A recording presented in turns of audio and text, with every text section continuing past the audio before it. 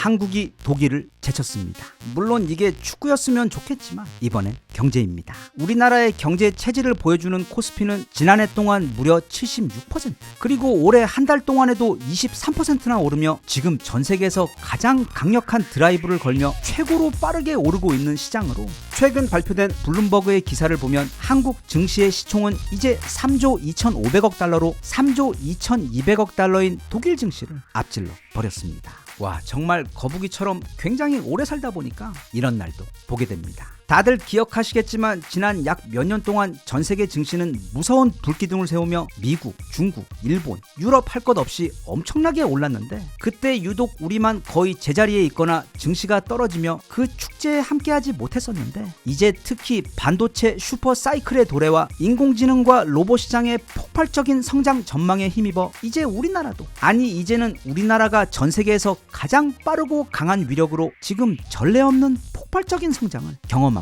있습니다. 그리고 그 중에서도 사실 이제는 우리가 일본의 무슨 산업이나 또는 일본의 군사력, 아니면 일본의 그게 뭐든 이겼다는 소식이 나온들 거의 아무런 감흥도 관심도 없을 정도로 단순히 경제력이나 군사력뿐만 아니라 그냥 나라의 운 자체가 이제 일본은 관심 받기 되어버린 상황이지만, 그리고 지금 그 나라 돌아가는 상태 보면 아마 앞으로도 그 격차는 엄청난 크기로 벌어질 것 같아 최근 혼자 조용히 아주 만족스럽게 느끼고 있지만, 이 독일의 경우 그런 일본과는 다르게 아주 기본기부터 너무도 탄탄한 국가로 산업부터 방산 그리고 정치까지 모든 분야에서 마치 나라 전체를 포르쉐로 만든 것처럼 약점이 없는 완벽한 강대국인데, 그런 대단한 독일을 이겼다는 건 정말 우리 국민들로서는 자부심을 가져도 되는 커다란 사건입니다. 그런데 사실 이번에 우리의 증시가 앞지르기는 했지만 우리가 독일을 여러 분야에서 앞지르고 있다는 소식은 이미 적지 않게 들려오고 있었습니다. 예를 들면 독일하면 떠오르는 게 물론 자동차 산업이겠지만 그보다는 더 오래된 게 바로 무기인데, 독일 무기들은 오히려 세계 최강 미국 무기보다도 그 품질이 더 좋을 정도로 거의 완벽에 가까운 작품들입니다.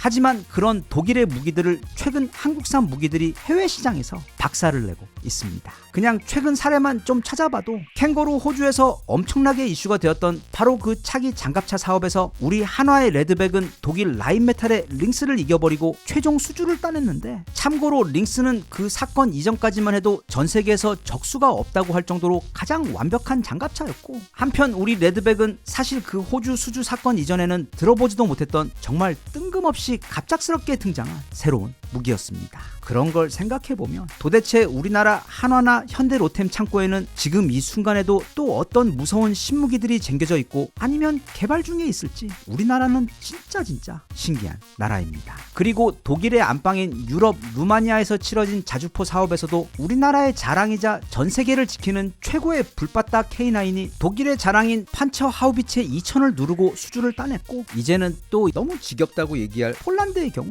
자주포는 물론이고 그 이름도 쩌는 우리의 K2 흑표가 그것도 글로벌 방산 역사에서도 손에 꼽힐 만큼의 역대급 규모로 수출되었습니다. 그 외 간고등어 노르웨이 차기 전차 수주전에서도 보면, 물론 결과적으로 보면 그때 독일이 치사하게 노르웨이에게 만약 너네가 우리 전차 구입해주면 대신 우리가 너네 가스를 많이 사주겠다고 가스라이팅을 하는 바람에 결국 모든 테스트에서 우리 K2가 압도적으로 우수했음에도 불구하고 간고등어는 결국 독일상 전차를 구입하고 아마 10년 후쯤에나 그걸 배송받게 된 상황인데, 더해 그 외 이제 시야를 유럽을 넘어 중동이나 남미 그리고 동남아 쪽으로 돌려보면 지금 전 세계 시장에서 과거 전성기를 구가했던 독일 방산은 한국 무기들에게 엄청난 속도로 최근 밀리며 시장이 빠르게 쪼그라들고 있는 상황이며, 앞으로 이런 상황은 더욱더 심해질 전망입니다. 게다가 산업계에서도 마찬가지입니다. 불과 얼마 전까지만 해도 전 세계 최고의 자동차 회사인 폭스바겐과 우리 현대자동차는 서로 겸상도 하지 못할 정도로 그 실력과 시장 장악력에 있어 차이가 나던 회사들이었습니다.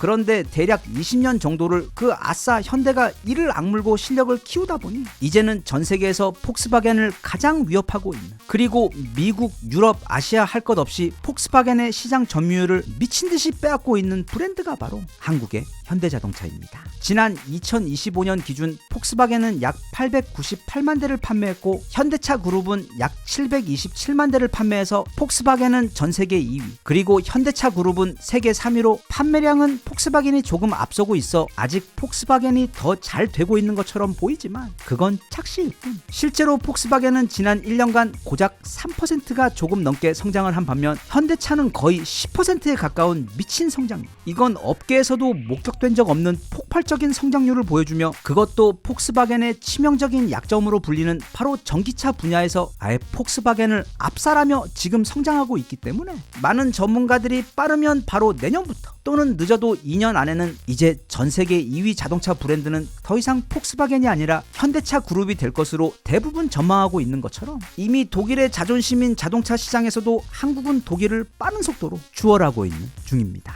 게다가 더 무서운 건 폭스바겐은 그저 옛날 방식으로 사업을 하며 예전부터 잘 되던 사업을 지금 간신히 운영 중인 상황으로 인공지능이나 특히 근미래 현재의 자동차 산업의 최대 50배 규모로 성장하게 될 로봇 시장에 대해서는 거의 손을 놓고 있는 실정으로, 그런 반면 현대차는 지금 바로 그 로봇 시장에서 이미 전 세계 3대 회사이며 테슬라나 피규어 1과는 달리 산업 전용 휴머노이드에 집중하며 아마 대략 5년 후에는 매우 안정적으로 전 세계 1위 산업용 및 범용 로봇 회사가 될 확률이 현재 매우 높은 상황입니다. 즉 미래는 독일보다는 한국 편입니다. 게다가 또 독일의 자존심과 같은 핵심 기업들, 그러니까 우리나라로 치자면 한화나 SK 같은 기업들이 최근 해외에 매각되는 경우가 많은데 그 회사들을 사들이는 곳이 거의 대부분 다 한국 회사들입니다. 한국 타이어가 독일의 대형 타이어 회사인 라이펜 밀러를 인수했고 두산 중공업이 독일의 발전소 원천 기술을 가진 렌체스사를 인수했으며 한화 솔루션이 독일 태양광 1위 기업인 큐셀을 인수하며 현재 그 한화 큐셀은 전 세계 태양광 시장 1, 2위를 다투는 기업이 되었고 삼성 SDI는 독일의 마그나 슈타이어 배터리 팩 사업부를 그 사업부 전체를 그냥 통째로 사버렸으며 그 외 삼성전자는 그 이름도 찬란한 독일 명가 GF의 ADAS 자율주행 센서 및 카메라 사업부를 최근 인수한 데 더해 네이버 랩스의 경우 독일 제록스 리서치 센터 유럽을 인수하며 그쪽의 핵심 독일 출신 AI 최고 인재들을 모조리 흡수해버리는 등 사실 그냥 자잘한 것들까지 여기서 다 이야기하려면 우리는 내일까지 이거 계속 듣고 있어야 할 정도로 지금 우리나라는 우리와의 경쟁에서 밀려 사업이 정체되었거나 경영 자금난에 빠져버린 수많은 독일의 핵심 기업들을 그냥 싹쓸이하고 있습니다. 어쩌면 한 10년 후에는 현대차가 폭스바겐을 인수한다는 뉴스를, 그리고 하나와 현대가 라인메탈을 인수한다는 소식을 우리는 듣게 될지도 모릅니다. 독일 기업을 인수하는 건 매우 까다로운 일입니다. 일단 원래 독일 기업들은 대부분 정말 잘 나가기 때문에 다른 곳에서 그 회사들을 인수할 일도 없는 것에 더해 무엇보다 독일인들은 자존심이 강하고 특히 자국 산업이나 자국 기술에 대해서는 거의 종교적인 자부심을 가지고 있어 그게 외국 회사, 그것도 저기 동양 끝쪽에 있는 작은 나라인 대한민국의 회사들이 자신들의 회사를 인수한다고 하면 특히 노조들의 반대 때문에 인수나 합병이 매우 어려운 것으로 알려져 있습니다. 하지만 이제는 특정 산업에 있어 독일과 한국 기업들 사이 그 실력이나 시장 장악력의 격차가 너무 커져버렸고 또 무엇보다 지금 우리나라 대한민국의 위상은 예전에 그 독일, 미국 빵셔틀하던 그때 수준이 아닌 학교 짱은 물론이고 이제는 공부, 싸움, 운동, 음주가무 등 모든 분야에서 전국구 짱이 되어버린 너무도 강력하고 무서운 국가가 되어버린 그런 상황이어서